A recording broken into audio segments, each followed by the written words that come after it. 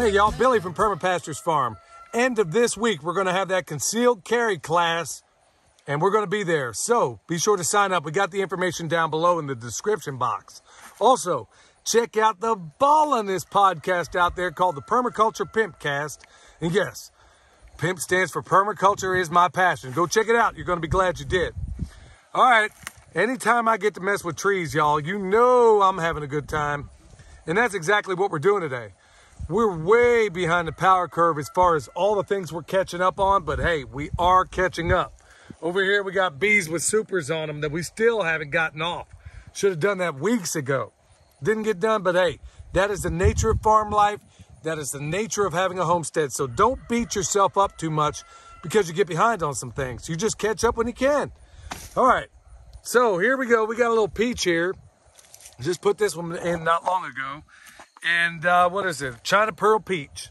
And that side of it, we got a pear. But the real star today is talking about the guild. And we're going to do something that some people are going to want to have me flogged for. Don't worry, you're going to find out what that is. Okay, in this bucket, we got a bunch of garlic that we grew this last season. Okay, so this is great. We didn't really keep any of it to eat. We're keeping it all basically a seed stock. And whatever's left over, I guess we'll have for us. Now, it's already adapted to this soil because it's produced once. It's only going to get better. And in here, we got a bunch of daffodil bulbs. Love daffodils.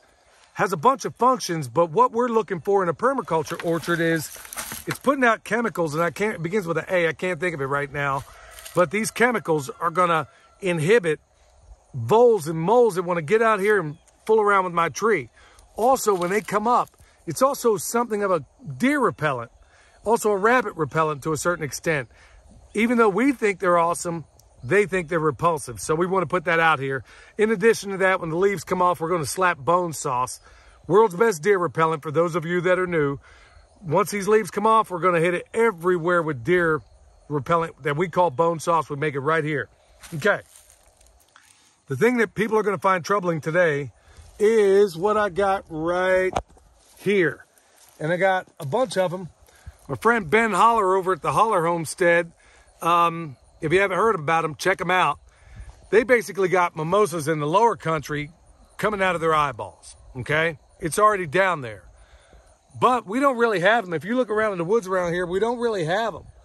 And it's something as a trial to see if they'll work up here. Now, I know a lot of people are saying, dude, are you out of your mind? They're invasive. You shouldn't have them there. Well, when you see the way we're going to use them, you're going to realize that they aren't necessarily invasive. Now, I don't know if they're going to work in this altitude, so we're going to find that out.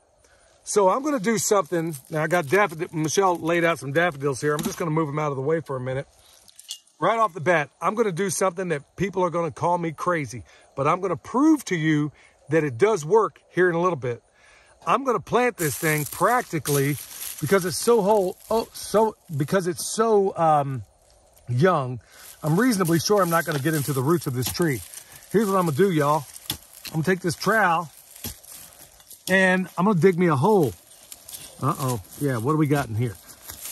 And I'm going to plant this mimosa, which is nitrogen fixing, meaning that it takes atmospheric nitrogen, puts it down in the soil to the benefit of this tree. Also harbors a lot. It's a home to all those beneficial bugs that may want to harm this tree. We'll get into we'll get into how this goes here in a minute.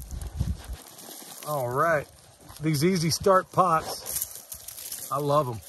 Okay, so here's the native soil that it came in. We're going to go ahead and leave that in there. We're going to plant this within, I know this seems crazy. People are going to say I'm crazy. It's okay. We're going to plant them in the same mulch ring as this peach. Sounds like poppycock, right? Well, what we found out, and we've been testing it for a while, is that I don't care what this is going to do, okay? Twice a year at least, if this grows here, I'm not even sure it's going to grow up here. Now, this could have very well been false indigo or something that I know grows well up here. I could very well put this in the same mulch ring. Now, their roots are going to get intertwined. If you look around in the nature behind you, do you think each one is saying, hey, you know what? I've got this spot. It's occupied. like in that movie Forrest Gump, where Forrest sits on that bus and they say, "Can't sit here." Well, the trees aren't saying that. That's not the way it works in nature, okay? They want to be in close proximity. This guy is going to do astonishing things for this guy right here. And I'm going to show you here in a second. Now, I'm going to jump out of the way here in a minute, because what's going to happen, and I'm not really covering all this other stuff in this video. We got daffodil bulbs that are going to go all the way around these, okay? What do we currently have? Over here, we got rosemary. Over here, we got thyme. And this is all in the emerging orchard that we just put in, really. I mean, you can see the more developed, it's about a year ahead over here, maybe a year and a half in some cases. But over here, we literally just put this in. So we're going to go ahead and stick this in here. Let me go ahead and, you know, I'll leave that tag on for now.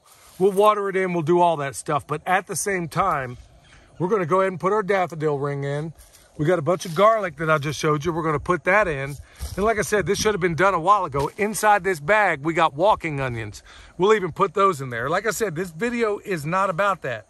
It's about doing unthinkable things like putting a nitrogen fixer in the same exact mulch ring as your productive tree. Now, with that said, I'm going to walk you over here and I'm going to show you why it works and how. Okay, well, there goes Milk Boy. I think we got a bear hunter down the way, and we've been hearing bullets fly all day, so it's all good. All right, check this out, y'all. This here is an apple, and we didn't plant it this way, although we have in the past. Coming out of the same exact mulch ring right here, and then also on the other side of it right here is a black locust that we didn't plant, okay? Now, this thing has been so incredibly vigorous. I mean, it's ridiculous how vigorous it's been. So vigorous that if I didn't prune it back, even at a time of year where I shouldn't have been, if I didn't prune this thing back, it'd probably be 20 feet tall right now. As it stands right now, it's at least 12 feet tall, okay? And you can see up there where I've cut it. Now, it can be a double-edged sword.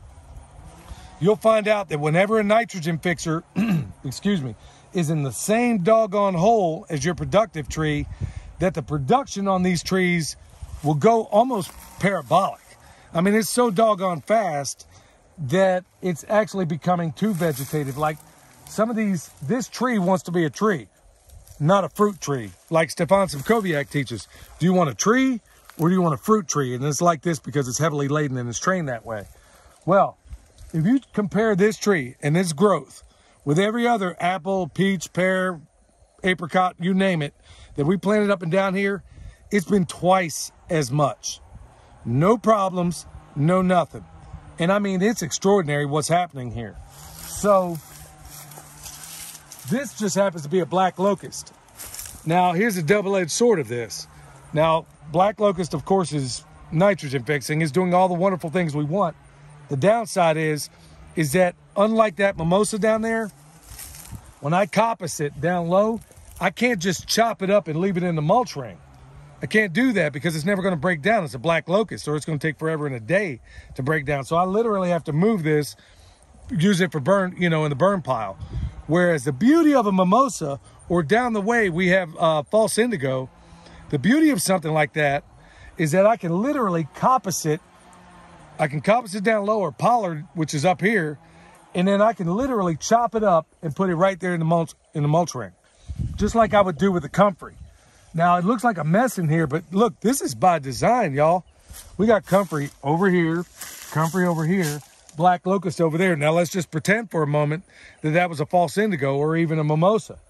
I can literally, here's the beauty. Here's what I'm trying to convey, and what I'm taking a long way to do, is that instead of going in there and getting piles of mulch and bringing it over here, if I got a mimosa or a false indigo, I literally cut it at the ground, take my loppers, chop it all up, throw it right there, cut off the comfrey I need, and bam, I got an instant mulch ring just like that. How cool is that? That's the beauty of permaculture, putting everything in the exact zones we need to put it in the exact place we need. And how cool is it when it's all located right here? I don't have to get outside sources. I don't have to go anywhere else. All I have to do is grab this stuff, chop it up, put it in place, and guess what? Here's the beauty about it. it's just going to regrow again. How awesome is that? This is our regular rotation. We got a nitrogen fixture. Of course, it's a black locust here. Over here is our productive tree, and it's a peach. Now, see what you see happening above here? I talked about this a little bit on Patreon, but I didn't give them this example. And look who just showed up. I see where Michelle was. We got all those little donkeys over there. Yeah. Got a bunch of them that are probably going to be voted out here before long, but that's another story altogether. Okay, so we got this peach over here, along with this black locust. You see them touching up top? This is exactly, somebody will say, oh, they're too close together. No, we don't roll that way. Now, this one here is rather vigorous in its growth, and the same exact thing that I described over here is going to happen right here. Now, in other circumstances where you may live in an environment where your productive tree would not be cool with all the sunlight it's likely to get, well, I could use this black locust as an overstory to protect that tree. That tree could be the understory, you dig? See how you could take the right dog to the hunt? So what I'm gonna do in this particular case where we don't have that problem, I'm gonna prune this tree. Now that the leaves are all off of it, I'm gonna prune it, and I'm gonna take off, and I'll probably do a video showing you how I go about doing that, but I'm gonna cut it back. I'm gonna pollard this tree. I'm not gonna coppice it to the ground. I'm gonna pollard this tree, and I'm gonna take off some of the unwanted branches I have, because we are by a driveway here, and I don't want branches sticking out in the road. So I'm gonna pollard, and I'm also gonna, to a certain extent, take off some of the branches that don't matter. What's gonna happen? Same exact thing I just described is gonna happen down below to the benefit of this peach. It's gonna self-prune, and this peach is gonna be, oh, thank you so much. I need that fertilizer. How cool is that? I'm not as robust as you, Mr. Black Locust. Permaculture in action, y'all. This is exactly what I'm talking about in these times where everybody seems to be concerned with nitrogen, phosphorus. If we take the right dog to the hunt, if we're putting the right things in order at our properties, we don't have to worry about the system in those regards. You see? We can grow it right here on the spot. Then you can have things like these strawberries growing up out of the ground that are ground cover, that's edible ground cover. I mean, y'all, I don't even know where to start. I could probably monologue for at least a good 2 hours on all the wonderful things that are happening just in this spot alone. But take what you can absorb, okay? Take and apply and use whatever works for you at your homestead. All right, y'all, that's going to do it for me today. So think about some of this sacrilegious stuff that people would say, and think about whether or not it applies at your homestead. I'm showing you it works, okay? Everything doesn't live in isolation. The strongest tree doesn't always stand alone. It usually has friends around. We call that a guild. All right, y'all, remember, check out the Permaculture Pimpcast. Check out that class we got at the end of the week. Check out all the wonderful things we got down below. Bone sauce, comfrey, whatever you need. Check it out at the website, Rice Knives.